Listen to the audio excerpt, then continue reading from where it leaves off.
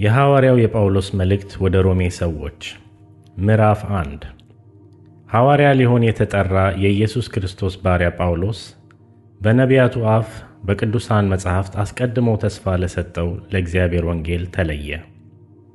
ይህም ወንጌል በሥጋ ከዳዊት ዘር ስለተወለደ እንደ ቅድስና መንፈስ ግን ከሙታን መነሳት የተነሳ በኃይል የእግዚአብሔር ልጅ ሆኖ ስለተገለጠ ስለ ልጁ ነው። እርሱም ጌታችን ኢየሱስ ክርስቶስ ነው። በእርሱም ስለ ስሙ በአሕዛብ ሁሉ መካከል ከእምነት የሚነሳ መታዘዝ እንዲገኝ ጸጋንና ሐዋርያነትን ተቀበልን። በእነርሱም መካከል የኢየሱስ ክርስቶስ ልትሆኑ የተጠራችሁ እናንተ ደግሞ ናችሁ። በእግዚአብሔር ለተወደዳችሁና ቅዱሳን ልትሆኑ ለተጠራችሁ በሮሜ ላላችሁት ሁሉ ከእግዚአብሔር ከአባታችን ከጌታም ከኢየሱስ ክርስቶስ ጸጋና ሰላም ለእናንተ ይሁን። እምነታችሁ በዓለም ሁሉ ስለተሰማች አስቀድሜ ስለሁላችሁ አምላኬን በኢየሱስ ክርስቶስ አመሰግናለሁ። በልጁ ወንጌል በመንፈሴ የማገለግለው እግዚአብሔር ምስክሬ ነውና፣ ምናልባት ብዙ ቆይቼ ወደ እናንተ አሁን እንድመጣ በእግዚአብሔር ፈቃድ መንገዴን እንዲያቀናልኝ እየለመንኩ ሁልጊዜ ስጸልይ ስለ እናንተ ሳላቋርጥ አሳስባለሁ። ትጸኑ ዘንድ መንፈሳዊ ስጦታ እንዳካፍላችሁ ላያችሁ እናፍቃለሁና፣ ይህንም ማለቴ በመካከላችን ባለች በእናንተና በእኔ እምነት አብረን በእናንተ እንድንጽናና ነው። ወንድሞች ሆይ፣ በሌሎቹ አሕዛብ ደግሞ እንደሆነ በእናንተም ፍሬ አገኝ ዘንድ ብዙ ጊዜ ወደ እናንተ ልመጣ እንዳሰብኩ እስካሁን ግን እንደተከለከልኩ ታውቁ ዘንድ እወዳለሁ። ለግሪክ ሰዎችና ላልተማሩም ለጥበበኞችና ለማያስተውሉም ዕዳ አለብኝ። ስለዚህም በሚቻለኝ መጠን በሮሜ ላላችሁ ለእናንተ ደግሞ ወንጌልን ልሰብክ ተዘጋጅቻለሁ። በወንጌል አላፍርምና አስቀድሞ ለአይሁዳዊ ደግሞም ለግሪክ ሰው ለሚያምኑ ሁሉ የእግዚአብሔር ኃይል ለማዳን ነውና፣ ጻድቅ በእምነት ይኖራል ተብሎ እንደተጻፈ የእግዚአብሔር ጽድቅ ከእምነት ወደ እምነት በእርሱ ይገለጣልና። እውነትን በአመፃ በሚከለክሉ ሰዎች በኃጢአተኝነታቸውና በአመፃቸው ሁሉ ላይ የእግዚአብሔር ቁጣ ከሰማይ ይገለጣልና፣ እግዚአብሔር ስለገለጠላቸው ስለ እግዚአብሔር ሊታወቅ የሚቻለው በእነርሱ ዘንድ ግልጥ ነውና፣ የማይታየው ባሕሪ እርሱም የዘላለም ኃይሉ ደግሞም አምላክነቱ ከዓለም ፍጥረት ጀምሮ ከተሰሩት ታውቆ ግልጥ ሆኖ ይታያልና። ስለዚህም እግዚአብሔርን እያወቁ እንደ እግዚአብሔርነቱ መጠን ስላላከበሩትና ስላላመሰገኑት የሚያመካኙት አጡ። ነገር ግን በሐሳባቸው ከንቱ ሆኑ፣ የማያስተውለውም ልባቸው ጨለመ። ጥበበኞች ነን ሲሉ ደንቆሮ ሆኑ፣ የማይጠፋውንም የእግዚአብሔርን ክብር በሚጠፋ ሰውና በወፎች አራት እግር ባላቸውም በሚንቀሳቀሱትም መልክ መስለው ለወጡ። ስለዚህ እርስ በርሳቸው ሥጋቸውን ሊያዋርዱ እግዚአብሔር በልባቸው ፍትወት ወደ ርኩስነት አሳልፎ ሰጣቸው። ይህም የእግዚአብሔርን እውነት በውሸት ስለለወጡ በፈጣሪም ፈንታ የተፈጠረውን ስላመለኩና ስላገለገሉ ነው። እርሱም ለዘላለም የተባረከ ነው። አሜን። ስለዚህ እግዚአብሔር ለሚያስነውር ምኞት አሳልፎ ሰጣቸው። ሴቶቻቸውም ለባሕርያቸው የሚገባውን ሥራ ለባሕርያቸው በማይገባው ለወጡ። እንዲሁም ወንዶች ደግሞ ለባሕርያቸው የሚገባውን ሴቶችን መገናኘት ትተው እርስ በርሳቸው በፍትወታቸው ተቃጠሉ። ወንዶችም በወንዶች ነውር አድርገው በስህተታቸው የሚገባውን ብድራት በራሳቸው ተቀበሉ። እግዚአብሔርን ለማወቅ ባልወደዱት መጠን እግዚአብሔር የማይገባውን ያደርጉ ዘንድ ለማይረባ አእምሮ አሳልፎ ሰጣቸው። አመፃ ሁሉ፣ ግፍ፣ መመኘት፣ ክፋት ሞላባቸው። ቅናትን፣ ነፍስ መግደልን፣ ክርክርን፣ ተንኮልን፣ ክፉ ጠባይን ተሞሉ። የሚያሾከሹኩ፣ ሐሜተኞች፣ አምላክን የሚጠሉ፣ የሚያንገላቱ፣ ትዕቢተኞች፣ ትምክተኞች፣ ክፋትን የሚፈላለጉ፣ ለወላጆቻቸው የማይታዘዙ፣ የማያስተውሉ፣ ውል የሚያፈርሱ፣ ፍቅር የሌላቸው፣ ምሕረት ያጡ ናቸው። እንደነዚህ ለሚያደርጉት ሞት ይገባቸዋል የሚለውን የእግዚአብሔርን ሕግ እያወቁ እነዚህን ከሚያደርጉ ጋር ይስማማሉ እንጂ አድራጊዎች ብቻ አይደሉም።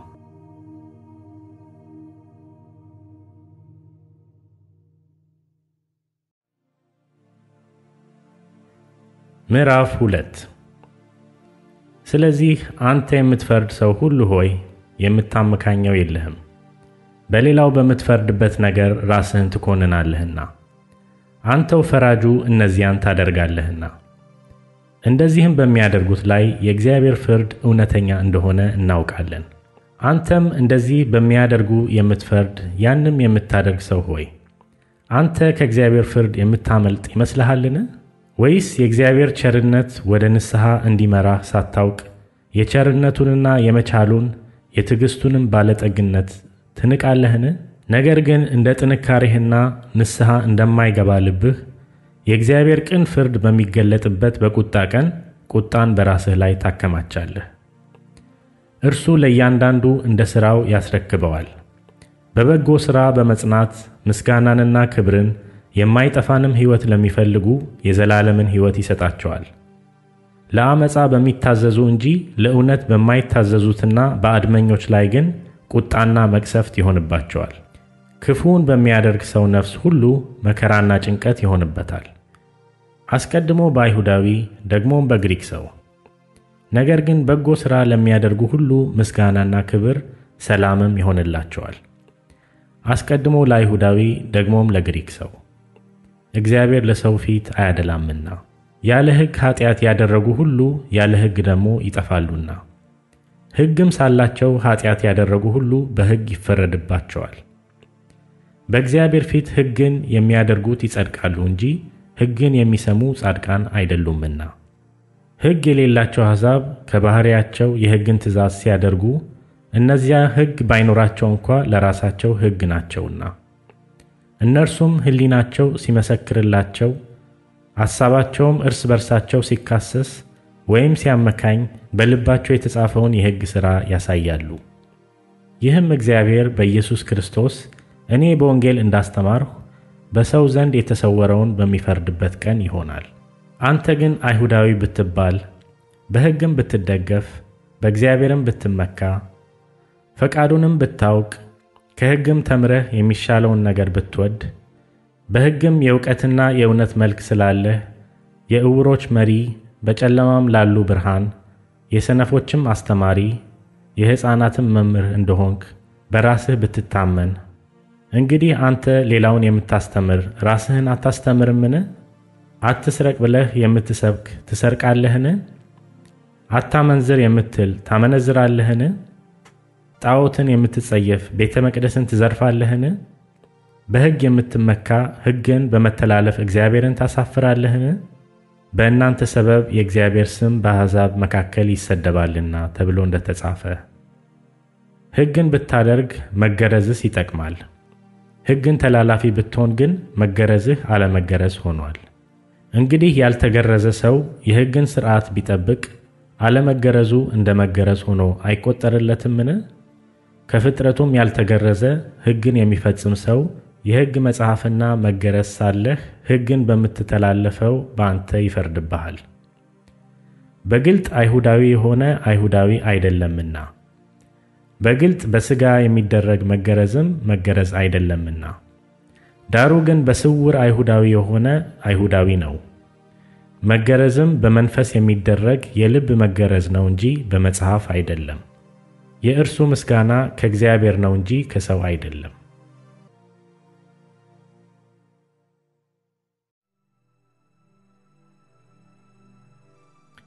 ምዕራፍ 3 እንግዲህ የአይሁዳዊ ብልጫው ምንድን ነው? ወይስ የመገረዝ ጥቅሙ ምንድን ነው? በሁሉ ነገር ብዙ ነው። አስቀድሞ የእግዚአብሔር ቃላት አደራ ተሰጧቸው። ታዲያ ምንድን ነው? የማያምኑ ቢኖሩ አለማመናቸው የእግዚአብሔርን ታማኝነት ያስቀራልን? እንዲህ አይሁን። በቃልህ ትጸድቅ ዘንድ ወደ ፍርድ በገባህም ጊዜ ትረታ ዘንድ ተብሎ እንደተጻፈ ሰው ሁሉ ውሸተኛ ከሆነ እግዚአብሔር እውነተኛ ይሁን። ነገር ግን ዓመፃችን የእግዚአብሔርን ጽድቅ የሚያስረዳ ከሆነ ምን እንላለን? ቁጣን የሚያመጣ እግዚአብሔር ዓመፀኛ ነውን? እንደ ሰው ልማድ እላለሁ። እንዲህ አይሁን። እንዲህ ቢሆን እግዚአብሔር በዓለም እንዴት ይፈርዳል? በእኔ ውሸት ግን የእግዚአብሔር እውነት ለክብሩ ከላቀ ስለምን በእኔ ደግሞ እንደ ኃጢአተኛ ገና ይፈረድብኛል? ስለምንስ መልካም እንዲመጣ ክፉ አናደርግም? እንዲሁ ይሰድቡናልና አንዳንዱም እንዲሁ እንድንል ይናገራሉና የእነርሱም ፍርድ ቅን ነው። እንግዲህ ምን ይሁን? ከእነርሱ እንበልጣለንን? ከቶ አይደለም። አይሁድም የግሪክ ሰዎችም ሁሉ ከኃጢአት በታች እንደሆኑ አስቀድመን ከሰናቸዋልና። እንዲህ ተብሎ እንደተጻፈ ጻድቅ የለም አንድ ስንኳ፣ አስተዋይም የለም፣ እግዚአብሔርንም የሚፈልግ የለም። ሁሉ ተሳስተዋል፣ በአንድነትም የማይጠቅሙ ሆነዋል። ቸርነት የሚያደርግ የለም፣ አንድ ስንኳ የለም። ጉሮሮአቸው እንደ ተከፈተ መቃብር ነው፣ በመላሳቸውም ሸንግለዋል። የእባብ መርዝ ከከንፈሮቻቸው በታች አለ፣ አፋቸውም እርግማንና መራርነት ሞልቶበታል። እግሮቻቸው ደምን ለማፍሰስ ፈጣኖች ናቸው፣ ጥፋትና ጉስቁልና በመንገዳቸው ይገኛል። የሰላምንም መንገድ አያውቁም። በዓይኖቻቸው ፊት እግዚአብሔርን መፍራት የለም። አፍም ሁሉ ይዘጋ ዘንድ ዓለምም ሁሉ ከእግዚአብሔር ፍርድ በታች ይሆን ዘንድ ሕግ የሚናገረው ሁሉ ከሕግ በታች ላሉት እንዲናገር እናውቃለን። ይህም የሕግን ሥራ በመሥራት ሥጋ የለበሰ ሁሉ በእርሱ ፊት ስለማይጸድቅ ነው፣ ኃጢአት በሕግ ይታወቃልና። አሁን ግን በሕግና በነቢያት የተመሰከረለት የእግዚአብሔር ጽድቅ ያለ ሕግ ተገልጦአል። እርሱም ለሚያምኑ ሁሉ የሆነ በኢየሱስ ክርስቶስ በማመን የሚገኘው የእግዚአብሔር ጽድቅ ነው። ልዩነት የለምና ሁሉ ኃጢአትን ሠርተዋልና የእግዚአብሔርም ክብር ጎድሏቸዋል። በኢየሱስ ክርስቶስም በሆነው ቤዛነት በኩል እንዲያው በጸጋው ይጸድቃሉ። እርሱንም እግዚአብሔር በእምነት የሚገኝ በደሙም የሆነ ማስተስሪያ አድርጎ አቆመው። ይህም በፊት የተደረገውን ኃጢአት በእግዚአብሔር ችሎታ ስለመተው ጽድቁን ያሳይ ዘንድ ነው። ራሱም ጻድቅ እንዲሆን በኢየሱስም የሚያምነውን እንዲያጸድቅ አሁን በዚህ ዘመን ጽድቁን ያሳይ ዘንድ ነው። ትምክህት እንግዲህ ወዴት ነው? እርሱ ቀርቷል። በየትኛው ሕግ ነው? በሥራ ሕግ ነውን? አይደለም፣ በእምነት ሕግ ነው እንጂ። ሰው ያለ ሕግ ሥራ በእምነት እንዲጸድቅ እንቆጥራለንና። ወይስ እግዚአብሔር የአይሁድ ብቻ አምላክ ነውን? የአሕዛብስ ደግሞ አምላክ አይደለምን? አዎን፣ የተገረዘን ስለ እምነት ያልተገረዘንም በእምነት የሚያጸድቅ አምላክ አንድ ስለሆነ የአሕዛብ ደግሞ አምላክ ነው። እንግዲህ ሕግን በእምነት እንሽራለንን? አይደለም፣ ሕግን እናጸናለን እንጂ።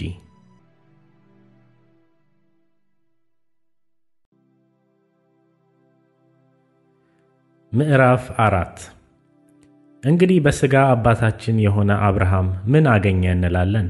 አብርሃም በሥራ ጸድቆ ቢሆን የሚመካበት አለውና፣ ነገር ግን በእግዚአብሔር ዘንድ አይደለም። መጽሐፍስ ምን አለ? አብርሃምም በእግዚአብሔር አመነ፣ ጽድቅም ሆኖ ተቆጠረለት። ለሚሠራ ደመወዝ እንደ ዕዳ ነው እንጂ እንደ ጸጋ አይቆጠርለትም። ነገር ግን ለማይሠራ ኃጢአተኛውንም በሚያጸድቅ ለሚያምን ሰው እምነቱ ጽድቅ ሆኖ ይቆጠርለታል። እንደዚህ ዳዊት ደግሞ እግዚአብሔር ያለ ሥራ ጽድቅን ስለሚቆጥርለት ስለ ሰው ብፅዕና ይናገራል እንዲህ ሲል፣ ዓመፃቸው የተሰረየላቸው ኃጢአታቸውም የተከደነላቸው ብፁዓን ናቸው። ጌታ ኃጢአቱን የማይቆጥርበት ሰው ብፁዕ ነው። እንግዲህ ይህ ብፅዕና ስለ መገረዝ ተነገረ ወይስ ደግሞ ስላለመገረዝ? እምነቱ ለአብርሃም ጽድቅ ሆኖ ተቆጠረለት እንላለንና። እንዴት ተቆጠረለት? ተገርዞ ሳለ ነውን? ወይስ ሳይገረዝ? ተገርዞስ አይደለም፣ ሳይገረዝ ነበር እንጂ። ሳይገረዝም በነበረው እምነት ያገኘው የጽድቅ ማኅተም የሆነ የመገረዝን ምልክት ተቀበለ። ይህም እነርሱ ደግሞ ጻድቃን ሆነው ይቆጠሩ ዘንድ ሳይገረዙ ለሚያምኑ ሁሉ አባት እንዲሆን ነው። ለተገረዙትም አባት እንዲሆን ነው። ይኸውም ለተገረዙት ብቻ አይደለም፣ ነገር ግን አባታችን አብርሃም ሳይገረዝ የነበረውን የእምነቱን ፍለጋ ደግሞ ለሚከተሉ ነው። የዓለምም ወራሽ እንዲሆን ለአብርሃምና ለዘሩ የተሰጠው የተስፋ ቃል በእምነት ጽድቅ ነው እንጂ በሕግ አይደለም። ከሕግ የሆኑትስ ወራሾች ከሆኑ እምነት ከንቱ ሆኗል፣ የተስፋውም ቃል ተሽሯል። ሕጉ መቅሰፍትን ያደርጋልና፣ ነገር ግን ሕግ በሌለበት መተላለፍ የለም። ስለዚህ ከሕግ ብቻ ሳይሆን ከአብርሃም እምነት ደግሞ ለሆነ ለዘሩ ሁሉ የተስፋው ቃል እንዲጸና እንደ ጸጋ ይሆን ዘንድ በእምነት ነው። እርሱም ለብዙ አሕዛብ አባት አደረግኩህ ተብሎ እንደተጻፈ ለሙታን ሕይወት በሚሰጥ የሌለውንም እንዳለ አድርጎ በሚጠራ ባመነበት በአምላክ ፊት የሁላችን አባት ነው። ዘርህ እንዲሁ ሊሆን ነው እንደተባለ ተስፋ ባልሆነው ጊዜ የብዙ አሕዛብ አባት እንዲሆን ተስፋ ይዞ አመነ። የ100 ዓመትም ሽማግሌ ስለሆነ እንደ ምውት የሆነውን የራሱን ሥጋና የሳራ ማኅፀን ምውት መሆኑን በእምነቱ ሳይደክም ተመለከተ። ለእግዚአብሔርም ክብር እየሰጠ የሰጠውንም ተስፋ ደግሞ ሊፈጽም እንዲችል አጥብቆ እየተረዳ በእምነት በረታ እንጂ በአለማመን ምክንያት በእግዚአብሔር ተስፋ ቃል አልተጠራጠረም። ስለዚህ ደግሞ ጽድቅ ሆኖ ተቆጠረለት። ነገር ግን ተቆጠረለት የሚለው ቃል ስለ እርሱ ብቻ የተጻፈ አይደለም፣ ስለ እኛም ነው እንጂ። ስለ በደላችን አልፎ የተሰጠውን እኛን ስለ ማጽደቅም የተነሳውን ጌታችንን ኢየሱስን ከሙታን ባስነሳው ለምናምን ለእኛ ይቆጠርልን ዘንድ አለው።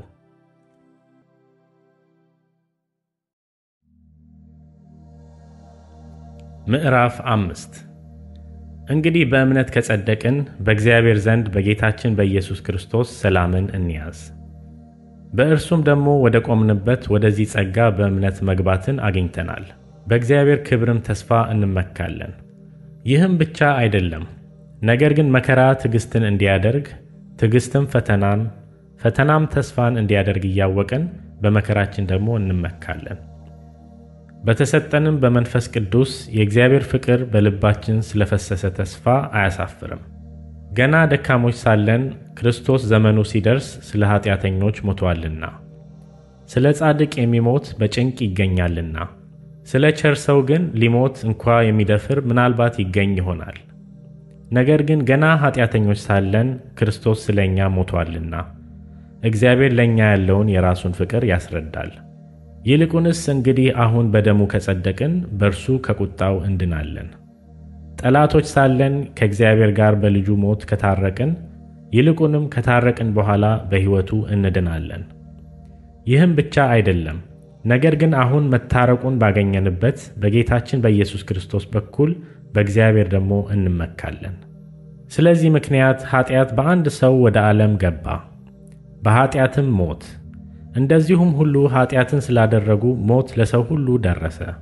ሕግ እስከመጣ ድረስ ኃጢአት በዓለም ነበረና፣ ነገር ግን ሕግ በሌለበት ጊዜ ኃጢአት አይቆጠርም። ነገር ግን በአዳም መተላለፍ ምሳሌ ኃጢአትን ባልሰሩት ላይ እንኳ ከአዳም ጀምሮ እስከ ሙሴ ድረስ ሞት ነገሰ። አዳም ይመጣ ዘንድ ላለው ለእርሱ አምሳሉ ነውና። ነገር ግን ስጦታው እንደ በደሉ መጠን እንደዚያው አይደለም። በአንድ ሰው በደል ብዙዎቹ ሞተዋልና፣ ነገር ግን የእግዚአብሔር ጸጋና በአንድ ሰው በኢየሱስ ክርስቶስ ጸጋ የሆነው ስጦታ ከዛ ይልቅ ለብዙዎች በዛ። አንድ ሰውም ኃጢአትን በማድረጉ እንደሆነው መጠን እንደዚያው ስጦታው አይደለም። ፍርድ ከአንድ ሰው ለኩነኔ መጥቷልና፣ ስጦታው ግን በብዙ በደል ለማጽደቅ መጣ። በአንዱም በደል ሞት በአንዱ በኩል ከነገሰ፣ ይልቁን የጸጋን ብዛትና የጽድቅን ስጦታ ብዛት የሚቀበሉ በአንዱ በኢየሱስ ክርስቶስ በኩል በሕይወት ይነግሣሉ። እንግዲህ በአንድ በደል ምክንያት ፍርድ ለኩነኔ ወደ ሰው ሁሉ እንደመጣ፣ እንዲሁም በአንድ ጽድቅ ምክንያት ስጦታው ሕይወትን ለማጽደቅ ወደ ሰው ሁሉ መጣ። በአንዱ ሰው አለመታዘዝ ብዙዎች ኃጢአተኞች እንደሆኑ፣ እንዲሁ ደግሞ በአንዱ መታዘዝ ብዙዎች ጻድቃን ይሆናሉ። በደልም እንዲበዛ ሕግ ጭምር ገባ። ዳሩ ግን ኃጢአት በበዛበት ኃጢአት በሞት እንደነገሰ፣ እንዲሁ ደግሞ ጸጋ ከጌታችን ከኢየሱስ ክርስቶስ የተነሳ በጽድቅ ምክንያት ለዘላለም ሕይወት ይነግስ ዘንድ ጸጋ ከመጠን ይልቅ በለጠ።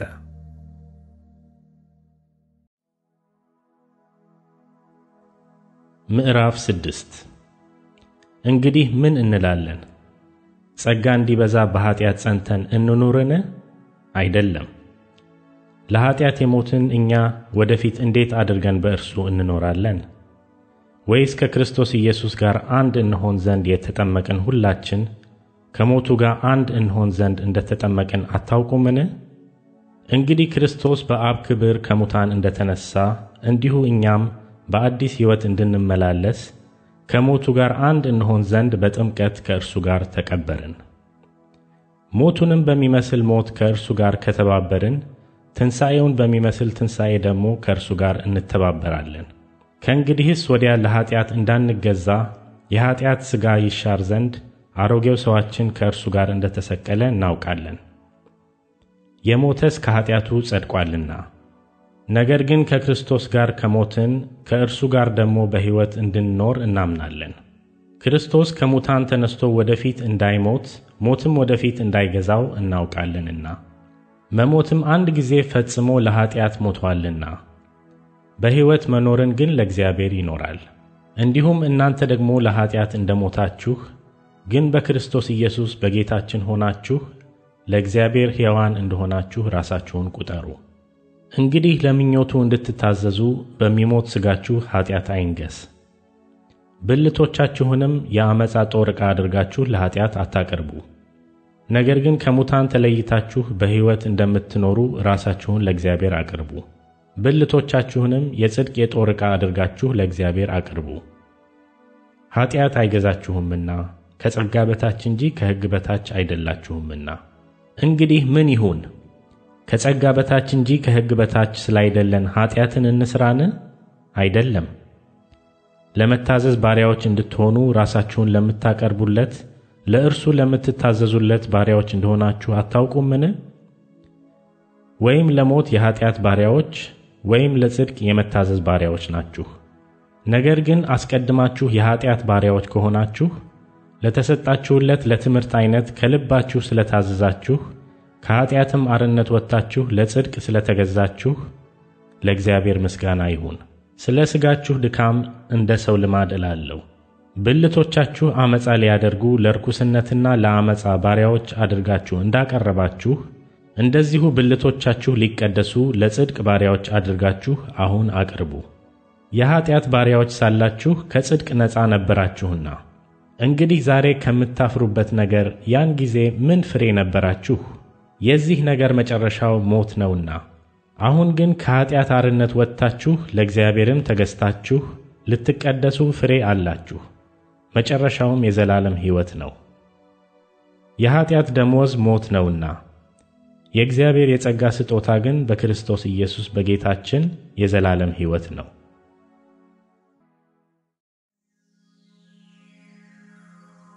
ምዕራፍ 7 ወንድሞች ሆይ ሕግን ለሚያውቁ እናገራለሁና ሰው ባለበት ዘመን ሁሉ ሕግ እንዲገዛው አታውቁምን? ያገባች ሴት ባሏ በሕይወት ሲኖር ከእርሱ ጋር በሕግ ታስራለችና፣ ባሏ ቢሞት ግን ስለ ባል ከሆነው ሕግ ተፈታለች። ስለዚህ ባሏ በሕይወት ሳለ ለሌላ ወንድ ብትሆን አመንዝራ ትባላለች። ባሏ ቢሞት ግን ከሕጉ አርነት ወጥታለችና ለሌላ ወንድ ብትሆን አመንዝራ አይደለችም። እንዲሁ ወንድሞቼ ሆይ እናንተ ደግሞ በክርስቶስ ሥጋ ለሕግ ተገድላችኋል፣ ለእግዚአብሔር ፍሬ እንድናፈራ እናንተ ለሌላው ከሙታን ለተነሳው ለእርሱ ትሆኑ ዘንድ። በሥጋ ሳለን በሕግ የሚሆን የኃጢአት መሻት ለሞት ፍሬ ሊያፈራ በብልቶቻችን ይሠራ ነበርና፣ አሁን ግን ለእርሱ ለታሰርንበት ስለ ሞትን ከሕግ ተፈተናል። ስለዚህም በአዲሱ በመንፈስ ኑሮ እንገዛለን እንጂ በአሮጌው በፊደል ኑሮ አይደለም። እንግዲህ ምን እንላለን? ሕግ ኃጢአት ነውን? አይደለም። ነገር ግን በሕግ ባይሆን ኃጢአትን ባላወቅሁም ነበር። ሕጉ አትመኝ ባላለ ምኞትን ባላወቅሁም ነበርና። ኃጢአት ግን ምክንያት አግኝቶ ምኞትን ሁሉ በትእዛዝ ሠራብኝ። ኃጢአት ያለ ሕግ ምውት ነውና፣ እኔም ድሮ ያለ ሕግ ሕያው ነበርሁ። ትእዛዝ በመጣች ጊዜ ግን ኃጢአት ሕያው ሆነ፣ እኔም ሞትሁ። ለሕይወትም የተሰጠችው ትእዛዝ እርሷን ለሞት ሆና አገኘኋት። ኃጢአት ምክንያት አግኝቶ በትእዛዝ አታሎኛልና በእርሷም ገድሎኛል። ስለዚህ ሕጉ ቅዱስ ነው፣ ትእዛዚቱም ቅድስትና ጻድቅት በጎም ናት። እንግዲህ በጎ የሆነው ነገር ለእኔ ሞት ሆነብኝን? አይደለም። ነገር ግን ኃጢአት ሆነ። ኃጢአትም በትእዛዝ ምክንያት ያለ ልክ ኃጢአተኛ ይሆን ዘንድ ኃጢአትም እንዲሆን ይገለጥ ዘንድ በጎ በሆነው ነገር ለእኔ ሞትን ይሠራ ነበር። ሕግ መንፈሳዊ እንደሆነ እናውቃለንና፣ እኔ ግን ከኃጢአት በታች ልሆን የተሸጥኩ የሥጋ ነኝ። የማደርገውን አላውቅምና የምጠላውን ያን አደርጋለሁና፣ ዳሩ ግን የምወደውን እርሱን አላደርገውም። የማልወደውን ግን የማደርግ ከሆንኩ ሕግ መልካም እንደሆነ እመሰክራለሁ። እንደዚህ ከሆነ ያን የማደርገው አሁን እኔ አይደለሁም፣ በእኔ የሚያድር ኃጢአት ነው እንጂ። በእኔ ማለት በሥጋዬ በጎ ነገር እንዳይኖር አውቃለሁና ፈቃድ አለኝና መልካሙን ግን ማድረግ የለኝም። የማልወደውን ክፉን ነገር አደርጋለሁና ዳሩ ግን የምወደውን በጎውን ነገር አላደርገውም። የማልወደውን የማደርግ ከሆንኩ ግን ያን የማደርገው አሁን እኔ አይደለሁም፣ በእኔ የሚኖር ኃጢአት ነው እንጂ። እንግዲያስ መልካሙን አደርግ ዘንድ ስወድ በእኔ ክፉ እንዲያድርብኝ ሕግን አገኛለሁ። በውስጡ ሰውነቴ በእግዚአብሔር ሕግ ደስ ይለኛልና፣ ነገር ግን በብልቶቼ ከአእምሮዬ ሕግ ጋር የሚዋጋውንና በብልቶቼ ባለ በኃጢአት ሕግ የሚማርከኝን ሌላ ሕግ አያለሁ። እኔ ምንኛ ጎስቋላ ሰው ነኝ! ለዚህ ሞት ከተሰጠ ሰውነት ማን ያድነኛል? በኢየሱስ ክርስቶስ በጌታችን ለእግዚአብሔር ምስጋና ይሁን። እንግዲያስ እኔ በአእምሮዬ ለእግዚአብሔር ሕግ፣ በሥጋዬ ግን ለኃጢአት ሕግ እገዛለሁ።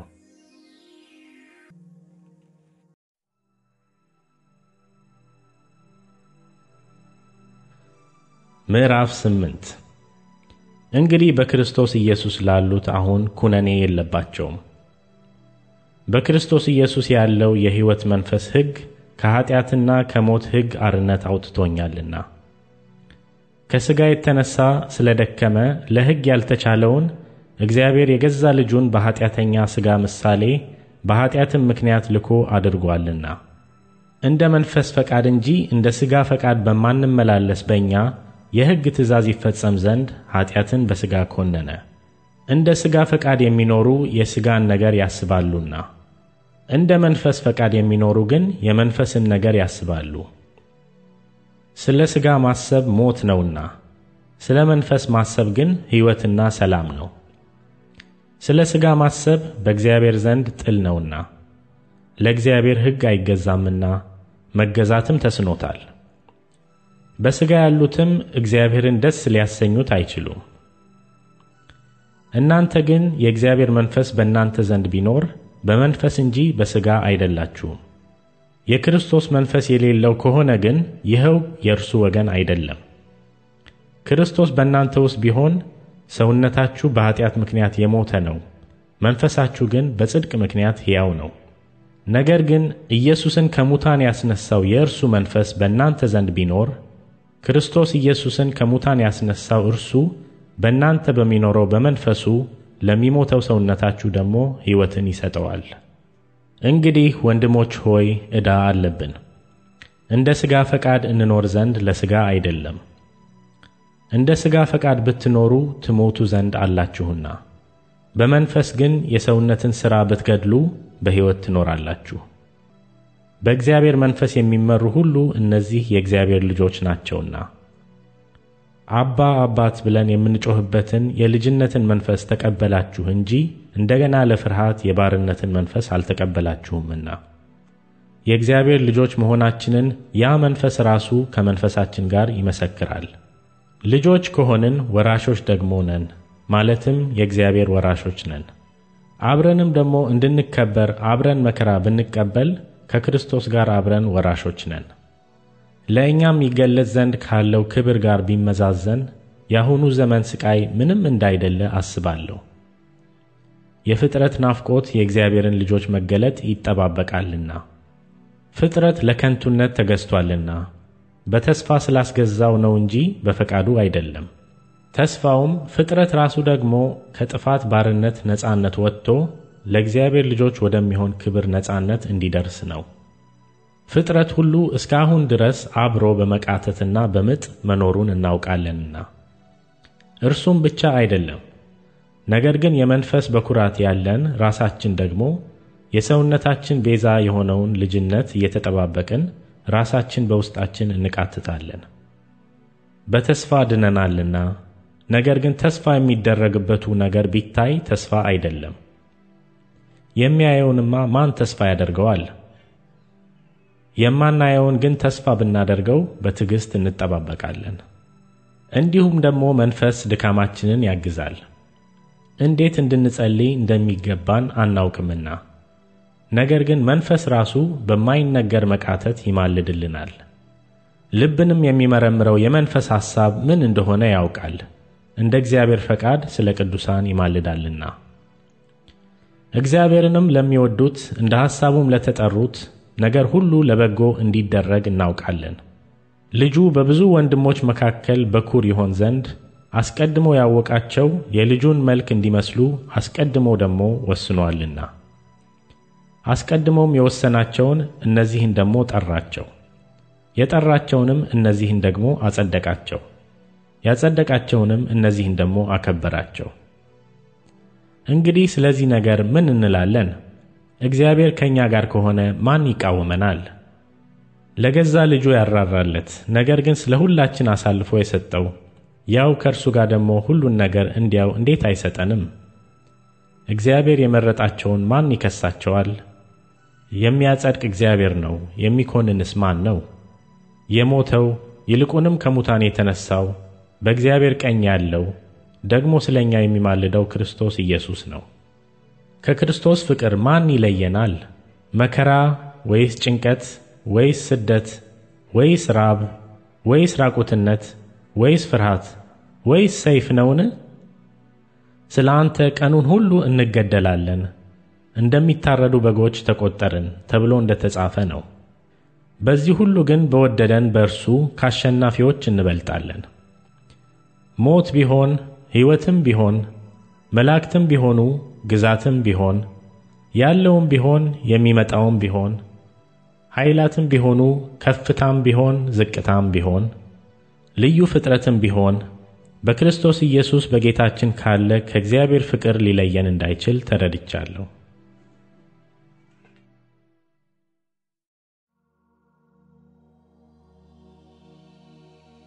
ምዕራፍ 9 ብዙ ሐዘን የማያቋርጥም ጭንቀት በልቤ ያለብኝ ስል በክርስቶስ ሆኜ እውነትን እናገራለሁ፣ አልዋሽምም። ሕሊናዬም በመንፈስ ቅዱስ ይመሰክርልኛል። በሥጋ ዘመዶቼ ስለሆኑ ስለ ወንድሞቼ ከክርስቶስ ተለይቼ እኔ ራሴ የተረገምኩ እንድሆን እጸልይ ነበርና። እነርሱ እስራኤላውያን ናቸውና ልጅነትና ክብር ኪዳንም የሕግም መሰጠት የመቅደስም ሥርዓት የተስፋውም ቃላት ለእነርሱ ናቸውና አባቶችም ለእነርሱ ናቸውና ከእነርሱም ክርስቶስ በሥጋ መጣ። እርሱም ከሁሉ በላይ ሆኖ ለዘላለም የተባረከ አምላክ ነው። አሜን። ነገር ግን የእግዚአብሔር ቃል የተሻረ አይደለም። እነዚህ ከእስራኤል የሚወለዱ ሁሉ እስራኤል አይደሉምና የአብርሃምም ዘር ስለሆኑ ሁላቸው ልጆች አይደሉም። ነገር ግን በይስሐቅ ዘር ይጠራልሃል ተባለ። ይህም የተስፋ ቃል ልጆች ዘር ሆነው ይቆጠራሉ እንጂ እነዚህ የሥጋ ልጆች የሆኑ የእግዚአብሔር ልጆች አይደሉም ማለት ነው። ይህ በዚህ ጊዜ እመጣለሁ ለሳራም ልጅ ይሆንላታል የሚል የተስፋ ቃል ነውና።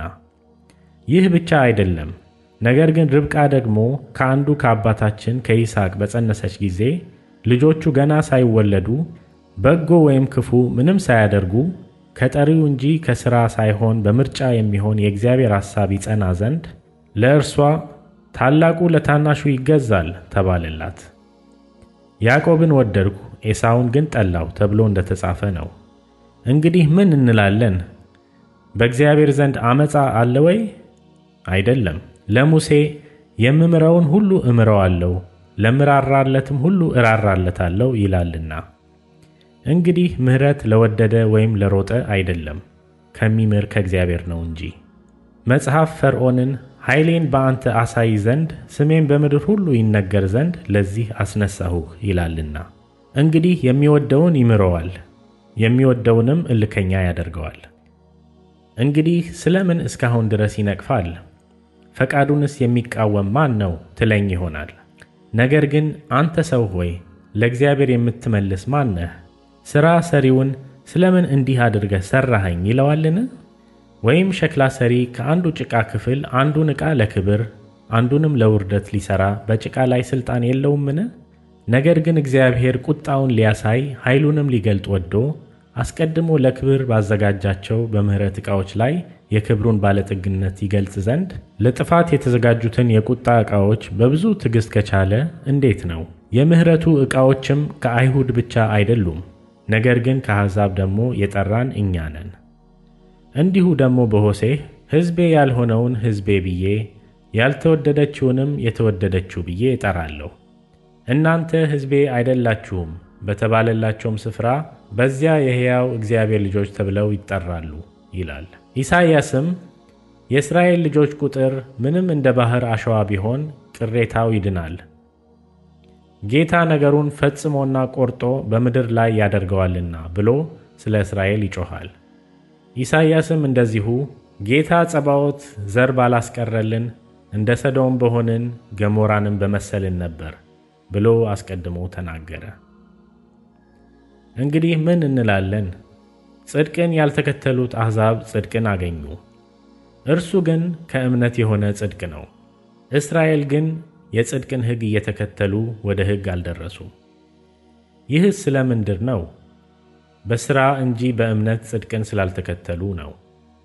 እነሆ በጽዮን የእንቅፋት ድንጋይና የማሰናከያ ዓለት አኖራለሁ፣ በእርሱም የሚያምን አያፍርም ተብሎ እንደተጻፈ በእንቅፋት ድንጋይ ተሰናከሉ።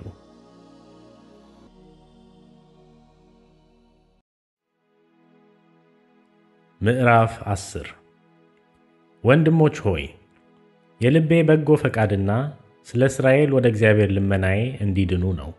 በእውቀት አይቅኑ እንጂ ለእግዚአብሔር እንዲቀኑ እመሰክርላቸዋለሁና። የእግዚአብሔርን ጽድቅ ሳያውቁ የራሳቸውንም ጽድቅ ሊያቆሙ ሲፈልጉ ለእግዚአብሔር ጽድቅ አልተገዙም። የሚያምኑ ሁሉ ይጸድቁ ዘንድ ክርስቶስ የሕግ ፍጻሜ ነውና። ሙሴ ከሕግ የሆነውን ጽድቅ የሚያደርገው ሰው በእርሱ በሕይወት እንዲኖር ጽፏልና።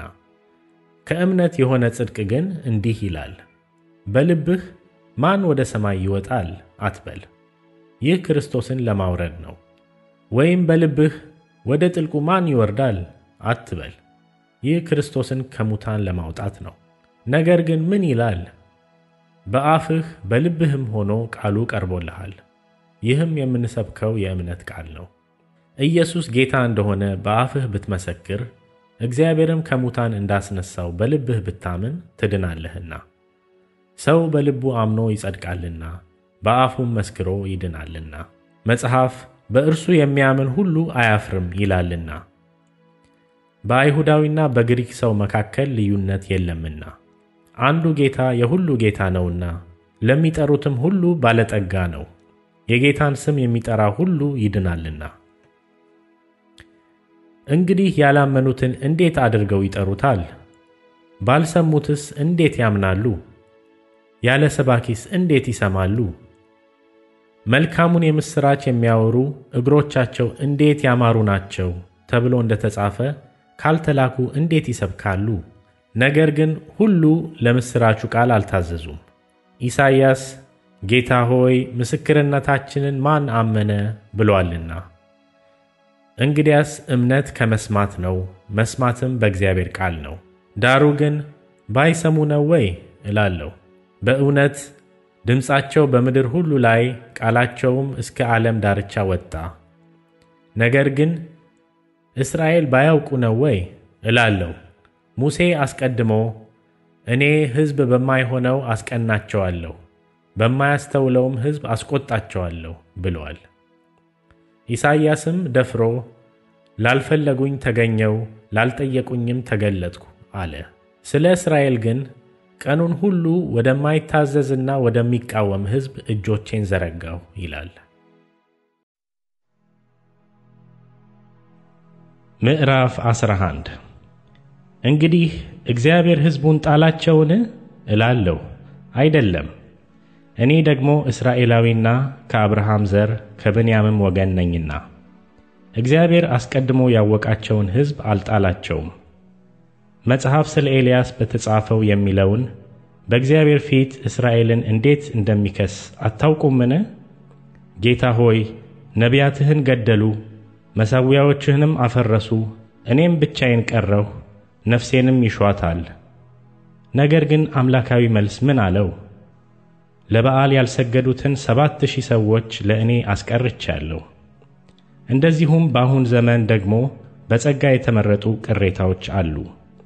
በጸጋ ከሆነ ግን ከሥራ መሆኑ ቀርቷል፣ ጸጋ ያለዚያ ጸጋ መሆኑ ቀርቷል። እንግዲህ ምንድር ነው? እስራኤል የሚፈልጉትን አላገኙትም፣ የተመረጡት ግን አገኙት። ሌሎቹም ደነዘዙ። እንዲሁም ዓይኖቻቸው እንዳያዩ ጆሮቻቸውም እንዳይሰሙ እግዚአብሔር የእንቅልፍ መንፈስን እስከ ዛሬ ድረስ ሰጣቸው ተብሎ ተጽፏል። ዳዊትም ማዕዳቸው ወጥመድና አሽክላ ማሰናከያም ፍዳም ይሁንባቸው፣ ዓይኖቻቸው እንዳያዩ ይጨልሙ፣ ጀርባቸውንም ዘወትር አጉብጥ ብሏል። እንግዲህ የተሰናከሉ እስኪወድቁ ድረስ ነውን እላለሁ? አይደለም። ነገር ግን እነርሱን ያስቀናቸው ዘንድ በእነርሱ በደል መዳን ለአሕዛብ ሆነ። ዳሩ ግን በደላቸው ለዓለም ባለጠግነት መሸነፋቸውም ለአሕዛብ ባለጠግነት ከሆነ ይልቁንስ መሙላታቸው እንዴት ይሆን? ለእናንተም ለአሕዛብ እናገራለሁ። እኔ የአሕዛብ ሐዋርያ በሆንኩ መጠን ሥጋዬ የሆኑትን አስቀንቼ ምናልባት ከእነርሱ አንዳንዱን አድን እንደሆነ አገልግሎቴን አከብራለሁ። የእነርሱ መጣል ለዓለም መታረቅ ከሆነ ከሙታን ከሚመጣ ሕይወት በቀር መመለሳቸው ምን ይሆን? በኵራቱም ቅዱስ ከሆነ ቡሆው ደግሞ ቅዱስ ነው። ሥሩም ቅዱስ ከሆነ ቅርንጫፎቹ ደግሞ ቅዱሳን ናቸው። ነገር ግን ከቅርንጫፎች አንዳንዱ ቢሰበሩ አንተም የበረሃ ወይራ የሆንህ በመካከላቸው ገብተህ ከእነርሱ ጋር የወይራ ዘይት ከሚወጣው ሥር ተካፋይ ከሆንክ በቅርንጫፎች ላይ አትመካ። ብትመካባቸው ግን ሥሩ አንተን ይሸከምሃል እንጂ ሥሩን የምትሸከም አንተ አይደለህም። እንግዲህ እኔ እንድገባ ቅርንጫፎች ተሰበሩ ትል ይሆናል። መልካም፣ እነርሱ ከአለማመን የተነሣ ተሰበሩ፣ አንተም ከእምነት የተነሣ ቆመሃል። ፍራ እንጂ የትዕቢትን ነገር አታስብ። እግዚአብሔር እንደ ተፈጠሩት ለነበሩት ቅርንጫፎች የራራላቸው ካልሆነ ለአንተ ደግሞ አይራራልህምና። እንግዲህ የእግዚአብሔርን ቸርነትና ጭከና ተመልከት። ጭከናው በወደቁት ላይ ነው፣ በቸርነቱ ግን ጸንተህ ብትኖር የእግዚአብሔር ቸርነት በአንተ ላይ ነው። ያለዚያ አንተ ደግሞ ትቈረጣለህ። እነዚያም ደግሞ በአለማመናቸው ጸንተው ባይኖሩ በዛፉ ውስጥ ይገባሉ፣ እግዚአብሔር መልሶ ሊያገባቸው ይችላልና። አንተ በፍጥረቱ የበረሃ ከነበረ ወይራ ተቈርጠህ እንደ ፍጥረትህ ሳትሆን በመልካም ወይራ ከገባህ፣ ይልቁንስ እነዚያ በፍጥረታቸው ያሉት ቅርንጫፎች በራሳቸው ወይራ እንዴት አይገቡም? ወንድሞች ሆይ ልባሞች የሆናችሁ እንዳይመስላችሁ ይህን ምስጢር ታውቁ ዘንድ እወዳለሁ። የአሕዛብ ሙላት እስኪገባ ድረስ ድንዛዜ በእስራኤል በአንዳንድ በኩል ሆነባቸው፣ እንደዚሁም እስራኤል ሁሉ ይድናል። እንዲህ ተብሎ እንደ ተጻፈ መድኃኒት ከጽዮን ይወጣል፣ ከያዕቆብም ኃጢአተኛነትን ያስወግዳል። ኃጢአታቸውንም ስወስድላቸው ከእነርሱ ጋር የምገባው ኪዳን ይህ ነው። በወንጌልስ በኩል ስለ እናንተ ጠላቶች ናቸው፣ በምርጫ በኩል ግን ስለ አባቶች ተወዳጆች ናቸው። እግዚአብሔር በጸጋው ስጦታና በመጥራቱ አይጸጸትምና። እናንተም ቀድሞ ለእግዚአብሔር እንዳልታዘዛችሁ አሁን ግን ከአለመታዘዛቸው የተነሣ ምሕረት እንዳገኛችሁ እንዲሁ በተማራችሁበት ምሕረት እነርሱ ደግሞ ምሕረትን ያገኙ ዘንድ እነዚህ ደግሞ አሁን አልታዘዙም። እግዚአብሔር ሁሉን ይምር ዘንድ ሁሉን በአለመታዘዝ ዘግቶታልና። የእግዚአብሔር ባለጠግነትና ጥበብ ዕውቀቱም እንዴት ጥልቅ ነው! ፍርዱ እንዴት የማይመረመር ነው! ለመንገዱም ፍለጋ የለውም። የጌታን ልብ ያወቀው ማን ነው? ወይስ አማካሪው ማን ነበር? ወይስ ብድራቱን ይመልስ ዘንድ ለእርሱ አስቀድሞ የሰጠው ማን ነው? ሁሉ ከእርሱና በእርሱ ለእርሱም ነውና ለእርሱ ለዘላለም ክብር ይሁን፣ አሜን።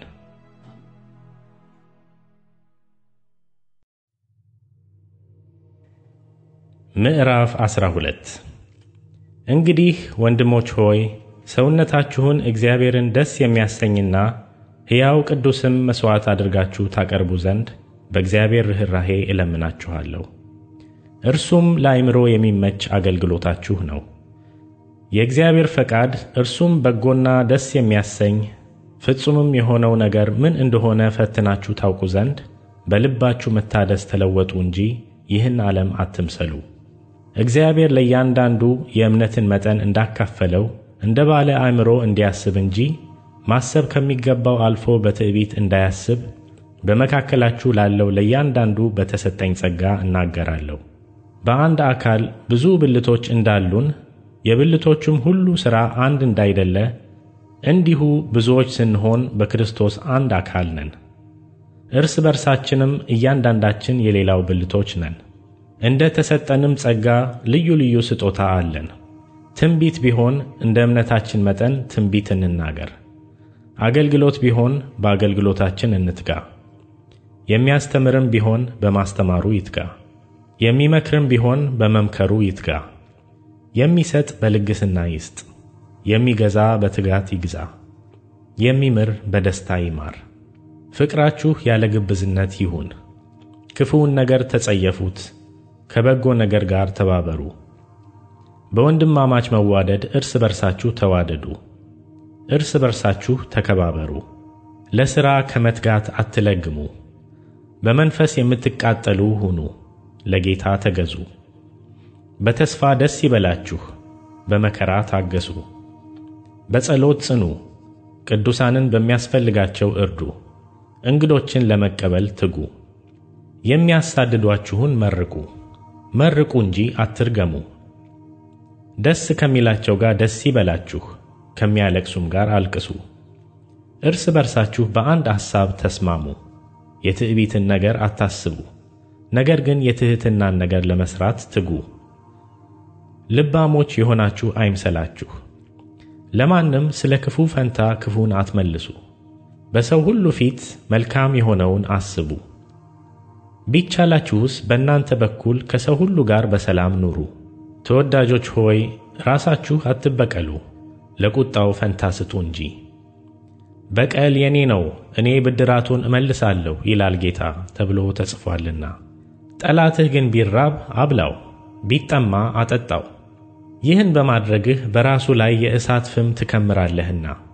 ክፉውን በመልካም አሸንፍ እንጂ በክፉ አትሸነፍ።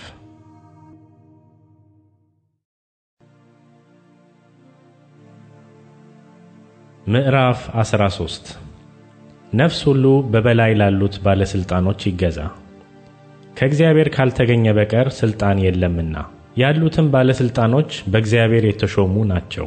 ስለዚህ ባለሥልጣንን የሚቃወም የእግዚአብሔርን ሥርዓት ይቃወማል። የሚቃወሙትም በራሳቸው ላይ ፍርድን ይቀበላሉ። ገዢዎች ለክፉ አድራጊዎች እንጂ መልካም ለሚያደርጉ የሚያስፈሩ አይደሉምና። ባለሥልጣንን እንዳትፈራ ትወዳለህን? መልካሙን አድርግ፣ ከእርሱም ምስጋና ይሆንልሃል። ለመልካም ነገር ለአንተ የእግዚአብሔር አገልጋይ ነውና። በከንቱ ግን ሰይፍ አይታጠቅምና ክፉ ብታደርግ ፍራ። ቁጣውን ለማሳየት ክፉ አድራጊውን የሚበቀል የእግዚአብሔር አገልጋይ ነውና። ስለዚህ ስለ ቁጣው ብቻ አይደለም፣ ነገር ግን ስለ ሕሊና ደግሞ መገዛት ግድ ነው። ስለዚህ ደግሞ ትገብራላችሁና በዚህ ነገር የሚተጉ የእግዚአብሔር አገልጋዮች ናቸውና። ለሁሉ የሚገባውን አስረክቡ። ግብር ለሚገባው ግብርን፣ ቀረጥ ለሚገባው ቀረጥን፣ መፈራት ለሚገባው መፈራትን፣ ክብር ለሚገባው ክብርን ስጡ። እርስ በርሳችሁ ከመዋደድ በቀር ለማንም ዕዳ አይኖርባችሁ። ሌላውን የሚወድ ሕግን ፈጽሞታልና። አታመንዝር፣ አትግደል፣ አትስረቅ፣ በውሸት አትመስክር፣ አትመኝ የሚለው ከሌላይቱ ትእዛዝ ሁሉ ጋር በዚህ ባልንጀራህን እንደ ነፍስህ ውደድ በሚለው ቃል ተጠቅልሏል። ፍቅር ለባልንጀራው ክፉ አያደርግም። ስለዚህ ፍቅር የሕግ ፍጻሜ ነው። ከእንቅልፍ የምትነሱበት ሰዓት አሁን እንደደረሰ ዘመኑን እወቁ። ካመንበት ጊዜ ይልቅ መዳናችን ዛሬ ወደኛ ቀርቧልና። ሌሊቱ አልፏል፣ ቀኑም ቀርቧል። እንግዲህ የጨለማውን ሥራ አውጥተን የብርሃንን ጋሻ ጦር እንልበስ። በቀን እንደምንሆን በአገባብ እንመላለስ። በዘፈንና በስካር አይሁን፣ በዝሙትና በመዳራት አይሁን፣ በክርክርና በቅናት አይሁን። ነገር ግን ጌታን ኢየሱስ ክርስቶስን ልበሱት። ምኞቱንም እንዲፈጽም ለሥጋ አታስቡ።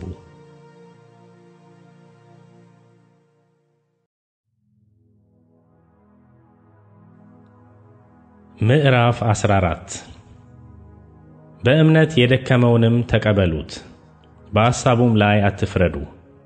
ሁሉን ይበላ ዘንድ እንደተፈቀደለት የሚያምን አለ። ደካማው ግን አትክልት ይበላል። የሚበላ የማይበላውን አይናቀው፣ የማይበላውም በሚበላው አይፍረድ። እግዚአብሔር ተቀብሎታልና። አንተ በሌላው ሎሌ የምትፈርድ ማን ነህ? እርሱ ቢቆም ወይም ቢወድቅ ለገዛ ጌታው ነው። ነገር ግን እግዚአብሔር ሊያቆመው ይችላልና ይቆማል። ይህ ሰው አንድ ቀን ከሌላ ቀን እንዲሻል ያስባል፣ ያ ግን ቀን ሁሉ አንድ እንደሆነ ያስባል። እያንዳንዱ በገዛ አእምሮው አጥብቆ ይረዳ። ቀንን የሚያከብር ለጌታ ብሎ ያከብራል፣ የሚበላም እግዚአብሔርን ያመሰግናልና ለጌታ ብሎ ይበላል። የማይበላም ለጌታ ብሎ አይበላም፣ እግዚአብሔርንም ያመሰግናል። ከኛ አንድ ስንኳ ለራሱ የሚኖር የለምና ለራሱም የሚሞት የለም። በሕይወት ሆነን ብንኖር ለጌታ እንኖራለንና ብንሞትም ለጌታ እንሞታለን። እንግዲህ በሕይወት ሆነን ብንኖር ወይም ብንሞት የጌታ ነን። ስለዚህ ነገር ሙታንንም ሕያዋንንም ይገዛ ዘንድ ክርስቶስ ሞቷልና ሕያውም ሆኖአልና። አንተም በወንድምህ ላይ ስለምን ትፈርዳለህ? ወይስ አንተ ደግሞ ወንድምህን ስለምን ትንቃለህ? ሁላችን በክርስቶስ ፍርድ ወንበር ፊት እንቆማለንና። እኔ ሕያው ነኝ ይላል ጌታ፣ ጉልበት ሁሉ ለእኔ ይንበረከካል፣ መላስም ሁሉ እግዚአብሔርን ያመሰግናል ተብሎ ተጽፏልና። እንግዲያስ እያንዳንዳችን ስለ ራሳችን ለእግዚአብሔር መልስ እንሰጣለን። እንግዲህ ከዛሬ ጀምሮ እርስ በርሳችን አንፈራረድ። ይልቁን ግን ለወንድም እንቅፋትን ወይም ማሰናከያን ማንም እንዳያኖርበት ይህን ቁረጡ። በራሱ ርኩስ የሆነ ነገር እንደሌለ በጌታ በኢየሱስ ሆኜ አውቄአለሁ ተረድቻለሁም። ነገር ግን ምንም ርኩስ እንዲሆን ለሚቆጥር ለእርሱ ርኩስ ነው። ወንድምህንም በመብል ምክንያት የምታሳዝን ከሆንክ እንግዲህ በፍቅር አልተመላለስክም። ክርስቶስ ስለ እርሱ የሞተለትን እርሱን በመብልህ አታጥፋው። እንግዲህ ለእናንተ ያለው መልካም ነገር አይሰደብ። የእግዚአብሔር መንግሥት ጽድቅና ሰላም በመንፈስ ቅዱስም የሆነ ደስታ ናት እንጂ መብልና መጠጥ አይደለችምና። እንደዚህ አድርጎ ለክርስቶስ የሚገዛ እግዚአብሔርን ደስ ያሰኛልና በሰውም ዘንድ የተመሰገነ ነው። እንግዲያስ ሰላም የሚቆምበትን እርስ በርሳችንም የምንታነጽበትን እንከተል። በመብል ምክንያት የእግዚአብሔርን ሥራ አታፍርስ። ሁሉ ንጹሕ ነው። በመጠራጠር የተበላ እንደሆነ ግን ለዚያ ሰው ክፉ ነው። ሥጋን አለመብላት ወይንንም አለመጠጣት፣ ወንድምህም የሚሰናከልበትን አለማድረግ መልካም ነው። ለአንተ ያለህ እምነት በእግዚአብሔር ፊት ለራስህ ይሁንልህ። ፈትኖ መልካም እንዲሆን በሚቆጥረው ነገር በራሱ ላይ የማይፈርድ ብፁዕ ነው። የሚጠራጠረው ግን ቢበላ በእምነት ስላልሆነ ተኮንኗል። በእምነትም ያልሆነ ሁሉ ኃጢአት ነው።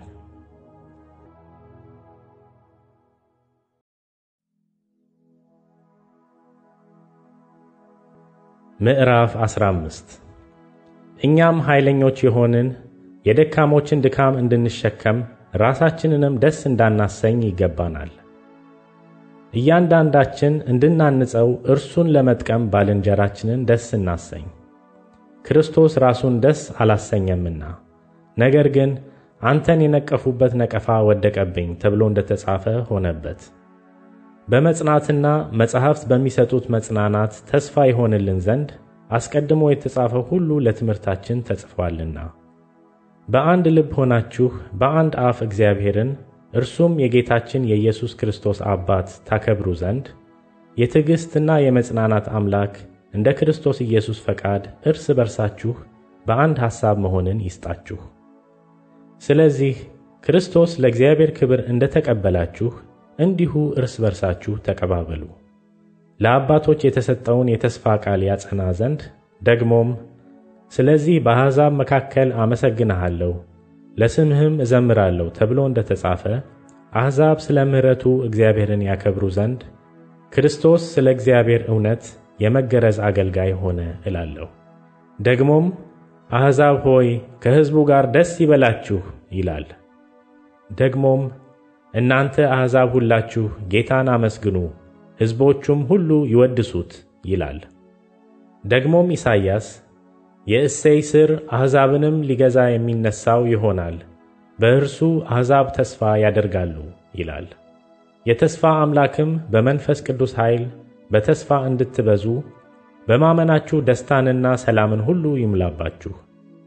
እኔም ራሴ ደግሞ ወንድሞቼ ሆይ በበጎነት ራሳችሁ እንደተሞላችሁ ዕውቀትም ሁሉ እንደሞላባችሁ እርስ በርሳችሁም ደግሞ ልትገሰጹ እንዲቻላችሁ ስለ እናንተ ተረድቻለሁ። ነገር ግን አሕዛብ በመንፈስ ቅዱስ ተቀድሰው የተወደደ መሥዋዕት ሊሆኑ ለእግዚአብሔር ወንጌል እንደ ካህን እያገለገልሁ ለአሕዛብ የክርስቶስ ኢየሱስ አገልጋይ እሆን ዘንድ ከእግዚአብሔር በተሰጠኝ ጸጋ ምክንያት ተመልሼ ላሳስባችሁ ብዬ በአንዳንድ ቦታ በድፍረት ጻፍኩላችሁ። እንግዲህ ከእግዚአብሔር ዘንድ በሚሆን ነገር በክርስቶስ ኢየሱስ ትምክህት አለኝ። አሕዛብ እንዲታዘዙ ክርስቶስ በቃልና በሥራ በምልክትና በድንቅ ነገር ኃይል በመንፈስ ቅዱስም ኃይል በእኔ አድርጎ ከሠራው በቀር ምንም ልናገር አልደፍርም። ስለዚህ ከኢየሩሳሌም ጀምሬ እስከ እልዋሪቆን ድረስ እየዞርሁ የክርስቶስን ወንጌል ፈጽሜ ሰብኬአለሁ። እንዲሁም በሌላው ሰው መሠረት ላይ እንዳልሠራ የክርስቶስ ስም በተጠራበት ስፍራ ሳይሆን ወንጌልን ለመስበክ ተጣጣርሁ።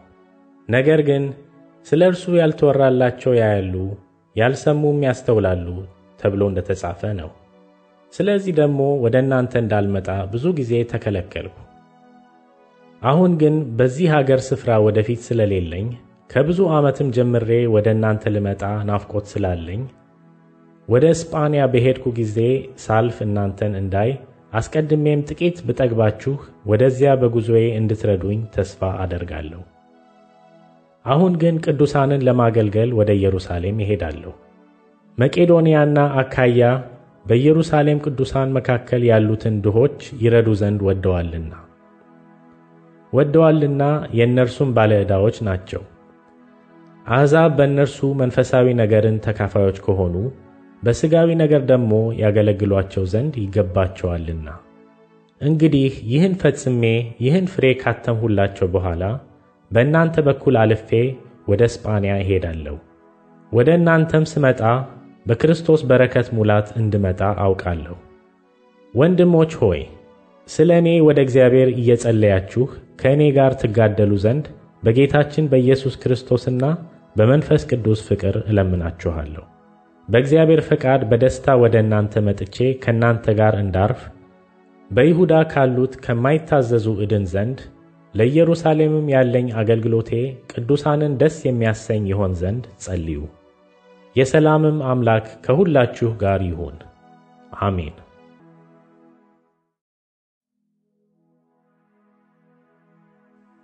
ምዕራፍ 16 በክንክራኦስ ባለች ቤተ ክርስቲያን አገልጋይ የምትሆን እህታችንን ፌቤንን አደራ ብያችኋለሁ። ለቅዱሳን እንደሚገባ በጌታ ተቀበሏት።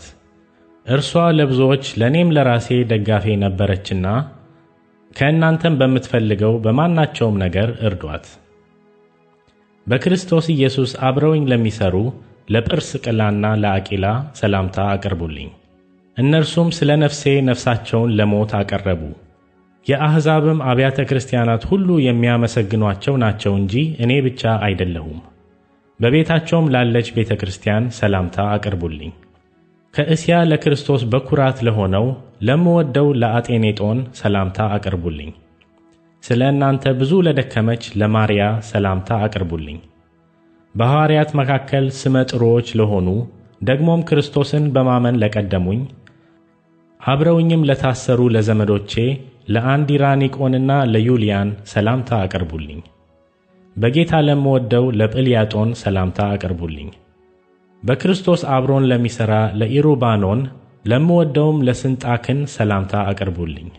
በክርስቶስ መሆኑ ተፈትኖ ለተመሰገነው ለኤጤሌን ሰላምታ አቅርቡልኝ። ከአርስጣባሉ ቤተሰቦች ላሉት ሰላምታ አቅርቡልኝ። ለዘመዴ ለሄሮዲዮና ሰላምታ አቅርቡልኝ። ከንርቀሱ ቤተሰቦች በጌታ ላሉት ሰላምታ አቅርቡልኝ። በጌታ ሆነው ለሚደክሙ ለፕሮፊሞናና ለጢሮፊሞሳ ሰላምታ አቅርቡልኝ። በጌታ እጅግ ለደከመች ለተወደደች ለጠርሲዳ ሰላምታ አቅርቡልኝ። በጌታ ሆኖ ለታወቀ ለሩፎን ለእኔና ለእርሱም እናት ሰላምታ አቅርቡልኝ። ለአስቀሪጦንና ለአፍለሶንጳ ለሄሮሜንም ለጳጥሮባም ለሄርማንም ከእነርሱም ጋር ላሉት ወንድሞች ሰላምታ አቅርቡልኝ። ለፍሌጎንና ለዩልያ ለኔርያና ለእህቱም ለአልንጦንም ከእነርሱም ጋር ላሉ ቅዱሳን ሁሉ ሰላምታ አቅርቡልኝ። በተቀደሰ አሳሳም እርስ በርሳችሁ ሰላምታ ተሰጣጡ። የክርስቶስ አብያተ ክርስቲያናት ሁሉ ሰላምታ ያቀርቡላችኋል። ነገር ግን ወንድሞች ሆይ እናንተ የተማራችሁትን ትምህርት የሚቃወሙትን መለያየትንና ማሰናከያን የሚያደርጉትን ሰዎች እንድትመለከቱ እለምናችኋለሁ። ከእነርሱ ዘንድ ፈቀቅ በሉ። እንዲህ ያሉት ለገዛ ሆዳቸው እንጂ ለጌታችን ለኢየሱስ ክርስቶስ አይገዙምና በመልካምና በሚያቆላምጥ ንግግርም ተንኮል የሌለባቸውን ሰዎች ልብ ያታልላሉ። መታዘዛችሁ ለሁሉ ተወርቷልና እንግዲህ በእናንተ ደስ ይለኛል። ነገር ግን ለበጎ ነገር ጥበበኞች፣ ለክፉም የዋሆች እንድትሆኑ እወዳለሁ። የሰላምም አምላክ ሰይጣንን ከእግራችሁ በታች ፈጥኖ ይቀጠቅጠዋል። የጌታችን የኢየሱስ ክርስቶስ ጸጋ ከእናንተ ጋር ይሁን። አብሮኝ የሚሠራ ጢሞቴዎስ፣ ዘመዶቼም ሉቂዮስና ኢያሶን፣ ሱሲጴጥሮስም ሰላምታ ያቀርቡላችኋል። ይህን መልእክት የጻፍኩ እኔ ጤርጤዎስ በጌታ ሰላምታ አቀርብላችኋለሁ። የእኔና የቤተ ክርስቲያን ሁሉ አስተናጋጅ ጋይዮስ ሰላምታ ያቀርብላችኋል። የከተማው መጋቢ ኤርስጦስ ወንድማችንም ቁአስጥሮስ ሰላምታ ያቀርቡላችኋል። የጌታችን የኢየሱስ ክርስቶስ ጸጋ ከሁላችሁ ጋር ይሁን። አሜን። እንግዲህ እንደ ወንጌሌ ስለ ኢየሱስ ክርስቶስም እንደተሰበከ ከዘላለም ዘመንም የተሰወረው አሁን ግን የታየው በነቢያትም መጻሕፍት የዘላለም እግዚአብሔር እንዳዘዘ ለእምነት መታዘዝ ይሆን ዘንድ ለአሕዛብ ሁሉ የታወቀው ምስጢር እንደተገለጠ መጠን ሊያበረታችሁ ለሚችለው ብቻውን ጥበብ ላለው ለእግዚአብሔር በኢየሱስ ክርስቶስ እስከ ዘላለም ድረስ ክብር ይሁን። አሜን።